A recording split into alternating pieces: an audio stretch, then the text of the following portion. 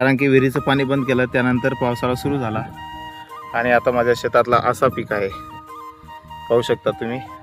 आणि आज मी शेतात, माझं शेत सध्या इकडे शेतात गवत वाढलेलं आहे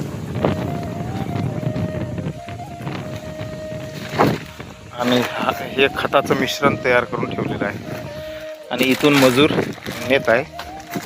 आणि काही खतांचे पोते हे माझ्या बाबांच्या मंदिरात आम्ही स्टोअर केलेलं आहे. उद्या नाही तर परवा या पराठीमध्ये मी तणनाशकची फवारणी करणार आहोत.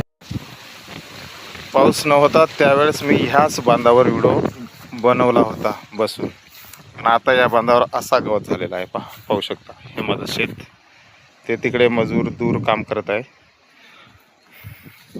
पराठीला खत देत आहेत, पाहू शकता मित्रांनो. तर आजच्या व्हिडिओमध्ये बस एवढंच. पुन्हा लाईव्ह येण्याचा मी प्रयत्न करेन वेळ भेटला तर माझ्या व्हिडिओला शेअर करा. मी व्हिडिओ बनवला होता तेव्हा हा जो डोंगर आहे तुम्हाला एकदम असं दिसत होता की एकदम सुकलेलं, म्हणजे कुठेही हिरवगार असं नव्हतं. आता पूर्ण हातात जंगल हा असा हिरवगार झालेला आहे, पाहू शकता. नंबर पर कोणतरी दिनो मन हा वो दिने काही को नंबर मन